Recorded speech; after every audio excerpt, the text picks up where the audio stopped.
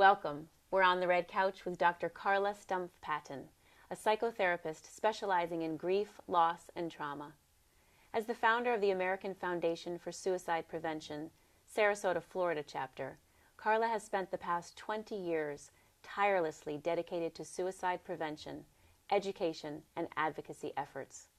Her focus is on the suicide in the military, among veterans and with surviving family members coping with loss. Carla serves as the Behavioral Health Director at the Gap School and as adjunct faculty in the Counseling Department at Webster University. In 2010, the Sarasota Division of the National Association for Social Workers named her Public Citizen of the Year. Carla has her own compelling story of being touched by suicide. Carla, I am so honored to have you on the red couch. Thank you, Rachel. It's my pleasure. Can you tell us your personal story? Yes, I'd be honored to share that with you. It really started when I had a pivotal and profound moment in my life as a young military spouse. You know, my husband was a drill instructor in the Marine Corps. We were expecting our first child. We were in our early 20s. And my life was changed forever when he died by suicide. As I said, we were expecting our first child, and within several days of him dying, I went into labor. I gave birth to our child, and I was surrounded by family and friends who loved me, but our world was devastated in that moment, and not knowing where to turn, not knowing how we were going to get through this. You know, I found myself within a matter of days being a young widow and a brand new mother, and being devastated by suicide and not knowing what was going to be in store for me. And in those early moments, as dark and isolating as it may have felt, I made a vow to myself. I knew I needed to rise above this. I was not going to let it make a victim out of myself and our family, and that I would use my voice to speak out somehow, some way, in time, to be part of a change that would make a difference and to stop that cycle of silence and stigma that surrounds suicide. Wow, that's a remarkable story. I mean, usually when you're pregnant and giving birth, you're so happy and you're celebrating. And during your labor, the funeral was going on. Is that right? I was rushed to the hospital on the morning of the funeral and was unable to attend. So literally across town, while I was in the hospital giving birth, the funeral was taking place. So, you know, as a family, again, I was surrounded by people who loved me. We were all grieving together. Nobody really knew what to do, you know, what was going to help. And as much as they were there to support me, you know, having it not happened before, it's something that you think often happens to other people. Right. And now it happened to us. And we were left to try to, you know, kind of put our lives back together, you know, in the aftermath, in the wake of the destruction often left by suicide. So what causes a person to choose to end their life? That's a really big question, and Yeah. oftentimes people will just say, "Why? You know, why did they do it?" It's not something that can be answered that easily. But what I will say is that nobody is really immune to this. Oftentimes, as I said, people don't think it's ever going to happen to them, and in that regard, you know, education and awareness for myself and our family, it was after the fact. There was a lot of things in hindsight that really kind of made sense. You know, oftentimes family members will feel that they were blindsided and they really had no idea, but really when they started looking back, things started adding up. Certain people can definitely be at higher risk for suicide, as far as a family history of mental health, mood disorders in particular, substance abuse, if there has been a previous history within the family, so there's already a family history. And again, it doesn't necessarily mean it's inevitable, but it is something to be aware of as far as the risk factors. So drastic changes in behavior, but sometimes it might be more indirect changes that often the people who are closest to their loved one, whether it's a spouse, a parent, a coworker, a sibling, are often the ones who know them the best and often will maybe notice these slight changes, which could happen to us at any time. Right. But sometimes when it's, any one factor alone might not be significant, but when combined together, it's much more relevant. Right. And doesn't necessarily mean, if they have some of these symptoms, that doesn't necessarily mean that they're going to end their life. No, of course not. And of course not. But when you really start looking at a lot of the risk factors, if there's an increase or a decrease in any capacity, in that person, in that personality, again, alone, it might not be significant. But Right. when you have a drastic change in personality, if somebody, starts becoming perhaps more reckless or even more reclusive and more isolating, if there's an increase in substance abuse, for example, if there's a change in mood and irritability, if they're isolating from friends and family more, if there could be issues with the law, for example, so there could be medical factors that are compounding, a certain scenario. So there could be a lot of factors at play. And so in this case, prevention really kind of lays on the foundation of being aware and educating yourself before you find yourself in a crisis. Well, what I think is interesting, and I didn't realize, was I knew the isolation part. Like when I think about what could be signs and symptoms, I can see that kind of depression or isolating oneself, but not the other side, the more reckless side. Or I think we often tend to think that, depression does account for a large amount of suicides, but mood disorders, so that also could include mania, Right. and, increased energy. So it's not necessarily, a direct threat that somebody seems depressed and they're going to tell you that they might be feeling suicidal. It might be, in my own husband's case, it was more very reckless behavior, self-destructive behavior, somewhat out of control, excessive spending, substance abuse, issues at work, issues with the law, a DUI, and all of these things kind of compounded, end up leading to what could be a very high risk for suicide. So in essence, suicide does not happen because of one, Right. one variable. It's usually a constellation of symptoms, and what often people will say, it was kind of the perfect storm. Everything just happened to happen, and it was the straw that broke the camel's back, or that one drop of water that just kind of toppled everything over, in that moment. So it's something that excuse me, is not necessarily clear and cut and dry. Right. So the more we understand about it and know what to look for, and we talk about it, it's just one more step in awareness. Yeah. So can you describe the stigma that has been attached to suicide? That's a big one. I know, I keep asking the big ones. But really, in this case, stigma, I personally feel, and professionally, that stigma can be lethal. It can prove to be fatal in the case of suicide. Because if we're not talking about something and we're choosing to silence it and keep it a secret, which often happens, and for many families, and that could be a generational factor with their communication and their family. Maybe Right. they didn't know any different. That might be how they handle grief. But we really find that backfires, because now by keeping it a secret, it perpetuates the silence, which then reinforces the stigma that there's something to be ashamed of, that we needed to keep it a secret, that we will not talk about this. Right. And I knew in my case that was part of the cycle that I wanted to break, that I was not going to let anybody shamed my loved one's memory or our family because of simply of how he died. And we don't place that type of stigma on pretty much any other form of death. Right. So in this case, just simply talking about it and saying, I will not be silent. I will not let the stigma perpetuate if it has anything to do with, my voice, sharing my story, that people die by suicide as a result of untreated mental health issues, psychiatric disorders that might be diagnosed or undiagnosed, Right. treated or untreated, just as they could die of any other medical illness that goes untreated. Right.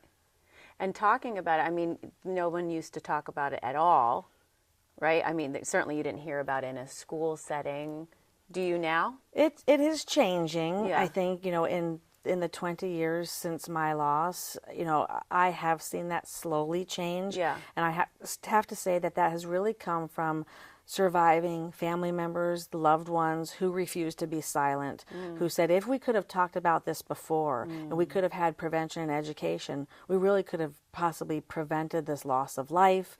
And in all of my years and the hundreds of survivors, thousands of survivors that I have met, it's very rare to find ones that do not want the death of their loved one to have been in vain. They want the loss to have mattered. They want people to have learned from that, so that we can go forward and kind of right the wrongs and become part of a change. So it seems like talking about it is so important on every level, for every part of the equation. Yes, for prevention, for intervention, as well as postvention, which is a term that is often used with surviving family members after a death has occurred. So it's the services, the outreach, and the support that's offered to the loved ones who are left behind to make sense out of this loss. Wow, yeah, that's really important. So how do the people that are left behind heal? I mean, there's so many different range of emotions. I can't even imagine anger, sadness. Just how do people start to heal? Well, everybody is really different within one family. You could have people who are crying, people who are not crying, people who want to talk about it, people who don't want to talk about it, people who want to look at the pictures, people who want to put the pictures away. So that in itself ends up really causing sometimes, barriers and conflicts within one family who are all grieving the same person because, first of all, this is often new. They've never experienced it. They don't know how they're supposed to feel. Society doesn't do grief well, let alone death by suicide. And so we're often left trying to navigate all of these emotions and these feelings. And even within a family, everybody's simply trying to survive, often in their own way. So then you have, on top of the grief and the loss, you have a lot of other feelings, whether it's blame towards yourself or others, guilt, anger, the denial, the shock. There's a lot of feelings associated with grief, but it's important to remember that they don't just happen in a linear order, and you don't just simply go through the phases, and not everybody is going to go through them the same way. So oftentimes people wrongly judge one another if you're not doing it the way I'm doing it, there must be something wrong. Or at the same pace or something, right? Right, and everybody kind of goes about it in their own timeline. So what's really important to remember about grief in this case, it's not so much time that's going to heal the wounds. People will never get over it. That's almost saying that you're going to just forget that this person existed and you didn't love them anymore, which we wouldn't want that either. Right. You have to learn to live with your grief and incorporate it into your life. You will be forever changed by it. However, as you're able to move forward through your grief, it's something that you work through rather than just getting over it and kind of simply going around it, and which often people will try to do. Sure. Because it can be less painful than having to kind of confront it. Yep. But when you kind of put it into the perspective that this is something that you just simply won't get over, and that's okay, and you will be able to live and remember your loved one, and through your actions carry on their memory, and in time, hopefully kind of regain your footing. But it's not just so much the time, it's the action. It's really what you do with that time. Because I've met survivors who have had a loss that was 30 years old, but if they were not ever able to acknowledge their loss, talk about their emotions, share their story, it almost felt like they had to deny that their loved one existed. So for them, it might as well have happened yesterday. And so, that can kind of be a pitfall. Right. Unknowingly, people just are doing what they know, but oftentimes it can be very hurtful in their grieving process. What was your grieving process like? How were you able to heal? Well, it was obviously overwhelming and confusing being a mother and grieving a spouse and not sure of what all of those feelings meant. And I knew, some of the feelings that I was justified in feeling, and it was okay. But ultimately for me, I kind of came to that conclusion pretty quickly. Yes, I could be angry about a lot of things. I was supposed to have, the picture perfect family with the, just like the commercials on TV with the family changing the baby in their diapers. All of that was just instantly robbed from me. Right. I could have been angry at my husband for taking that away from me, but I realized that wasn't going to really serve a purpose for me, that I chose to view him as a human being who was suffering with compassion. Right. And that led to my ability to forgive, which I realized that would help me in my grief. It would allow me to be a better mother, and it could only help me in this process. And I just didn't want to get stuck, in some of those pretty complex emotions. I gave them the time that they needed, but I chose to kind of turn that anger into advocacy. Right. And try to speak out about what I could change in helping prevention, as opposed to all of the things that I couldn't change within, our family that had happened at that time. Right.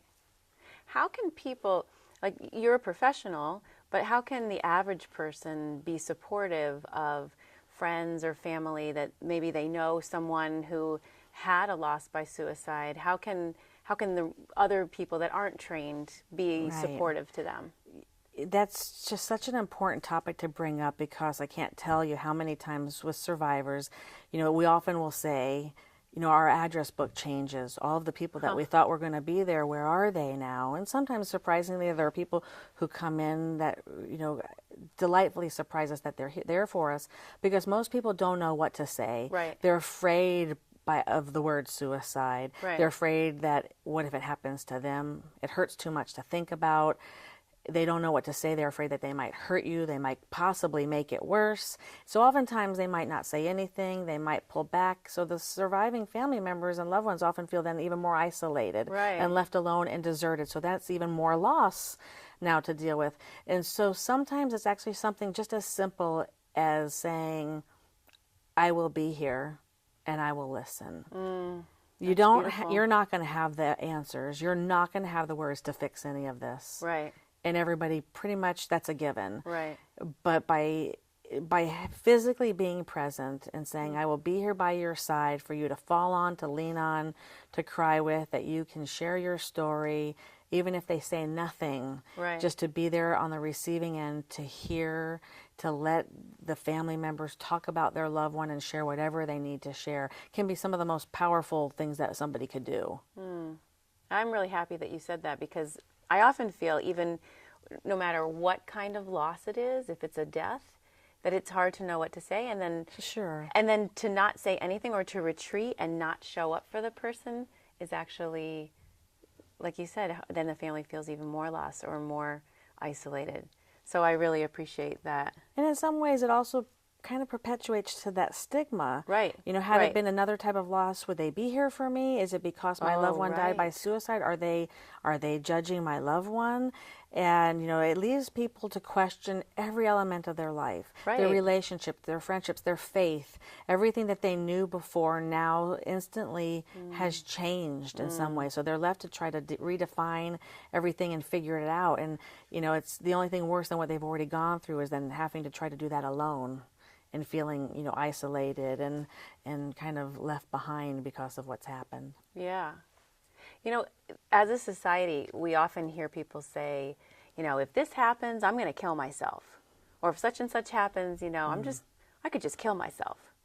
And we say it so loosely, and so flippantly. But how can we as a society be more sensitive?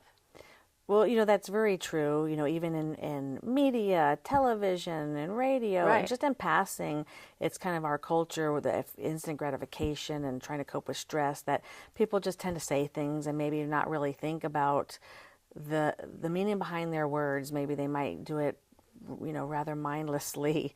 And for those people who have been impacted by that, oftentimes they also feel that the stigma is there, so why should they speak up? I'm being judged for it, so I guess I don't have a place to say anything. But there are many of us and people in time who take that opportunity to hopefully enlighten people and to let them know, I lost somebody by suicide, and, while in the moment the person probably doesn't have any intentions at all to harm anybody, I look at it as a teachable moment. And I realized again, early on that I could ignore that, but by ignoring it in some way, wasn't that perpetuating to the problem? And in a tactful and sensitive way, I felt like if they could say it to me, I also had the right to respond and not by humiliating them, but by trying to use it as an educational Right. platform to let them know, that's not necessarily the case. And I get that you're stressed out, and I get that it's been a hard day, but that's pretty extreme. And likewise, people don't often go around saying that in correlation to other diseases and other sicknesses either, because Right. you would never make, if you were having a difficult day, you would never use humor to mock a cancer patient or somebody who'd lost someone to cancer. But somehow along the way through history, it seems like the comparisons to suicide are still happening, but slowly, I'd like to think that that's changing by people, again, talking about it. And becoming conscious and mindful of their language. Yes. Yeah. Yeah, as you said, being more sensitive, perhaps. Yeah. So how can we recognize the signs? Like, maybe someone's talking about suicide. How do we know if they're in real danger or, what are the real key signs to look for? Well, with families that already have somebody who's been struggling with some behavioral health problems, that very well may be something that they're very familiar with, unfortunately. And perhaps there might be a lot of talk about it, which I think is a little bit different than what we were just talking about, like language just in passing, as opposed to somebody really verbalizing self-harm and real suicide danger. Ideation, whether they're talking about it and thinking about it, and as you said, being in real danger.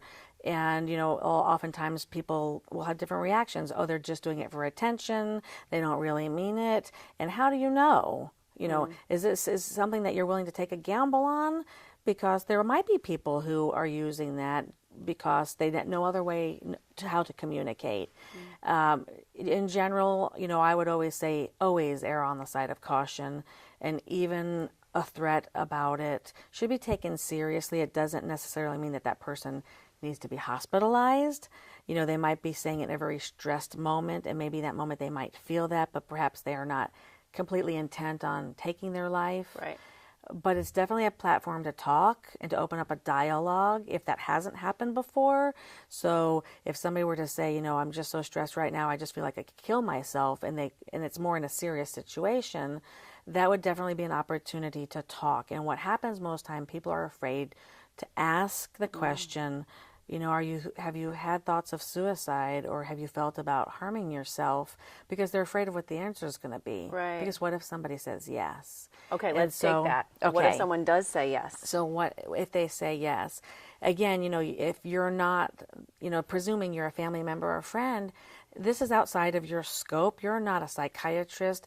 It's not necessarily your job to save their life. Right. But you've opened up the dialogue, right, which is an important part of the conversation. So this person is not feeling completely isolated and alone, that it's more normalized. We can talk about this, because if you were having symptoms of a heart attack and right, having a cardiac or going into cardiac arrest, we would certainly be talking about it and getting you the help that you need. So it's definitely a starter to the conversation, and just acknowledging it.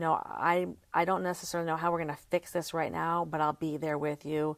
I will walk you through it, often escorting the person to care and getting them the help that they need together, because oftentimes people who are in a crisis don't just simply reach out and get the help that they need. Right. They will see it as helpless and beyond hope and beyond help, and often don't think that the help really exists. So it's a starting point, and then including healthcare providers and doctors, physicians in that mix then would be very important, because it's beyond our scope as a family member to do that. So that's when we know we need to get some help. So there's hotlines, there's national hotlines people can call, and anyone can call, right? You could be a family member, you could be a person that's contemplating taking your own, dying by suicide yourself. You could be someone who's lost someone and need guidance. Can you always just call that hotline number? Well, the national call line, it's 1-800-273-TALK. Yeah. And They do have a website available, but that's the national number. For example, when you call it, if you're a veteran, they have a separate line that you can call, and just specifically for military and veterans. But anybody can call that. So it doesn't necessarily have to be the person who's in crisis, because, again, oftentimes they might not call for themselves. Right. So if you're a family member or a colleague or a friend and somebody who's just threatened and is talking about this, and you don't know where to go, it's at least a starting point, that you can call and say, I'm not sure, I need to find out what my resources are, in my local area. Right. I would also say that in an imminent dangerous situation, you should call 911 or go to the closest emergency room. The hotline is a great step to that, but if it's serious, you need to get help immediately. But again, for the talk line, it's great to call to get the resources. If you're not sure what's going to happen, what would the process be like if I think I need help, right, and I just need to talk to somebody to find out a little bit more, because I'm not sure if I really want to go. And also for families that have had a loss and they're not sure what's going to happen to them, that often could be one starting point. You also would have victims advocates oftentimes in communities that might be able to help with resources after a death has occurred, to help them to get to support groups or finding a therapist such as myself in the community that could help them right, in their loss. And I guess, is it true that absolutely really no one's immune to this? There isn't like one specific group or people that are more likely to die by suicide? Well, we know some of the statistics. Males tend to die more than females. However, females tend to have more suicide attempts. So, but ultimately, the gender doesn't necessarily exclude one or another. The socioeconomic group, your religion, your gender, your age, none of those things exclude anybody. So within suicide, it can take anybody. Unfortunately, children as young as 8 years old, and our elderly is one of our highest reported populations right now, elderly white males. So in that sense, it could strike anybody at any time, and it doesn't mean that it's inevitable and it could happen to all of us. And I'd like to think that hopefully many people won't ever have to need these resources. Right. But the fact of the matter is, even if it hasn't happened to one of us in our lifetime, somewhere within our circle of friends, within our family's history, or we will be touched by this in some way. And again, it's not something that you want to wait to be in the middle of a crisis to find out, what was that? Did that person say? Who am I supposed to call? What's the help that's out there? What should we do? There are risk factors that we talked about a little bit earlier that could make somebody at higher risk. And so if you were to look at, perhaps somebody that could be at higher risk than the general population, some of those factors like a family history of mood disorders and substance abuse, change in behavior, change in employment, social structure, all of those things could be contributing to it. But essentially, it's important to know that just because you were raised in a great family in a spiritual or a faithful environment, and you have a sound socioeconomic standing, it doesn't mean that it couldn't claim the life of somebody that you love. No one is immune. So if there was just one thing that you really most wanted people to know about suicide, what would that be? That there's help, that there's hope, and let your story and your voice speak actions. As far as what I've often asked myself and reminded myself, if not now, then when? If not here, then where? If not me, then who? Carla, thank you so much for being here. Thank you for the work you're doing. Thank you so much for having me, Rachel. It's been an honor to be here today. It's been a pleasure to have you. Thank you for joining us on the Red Couch.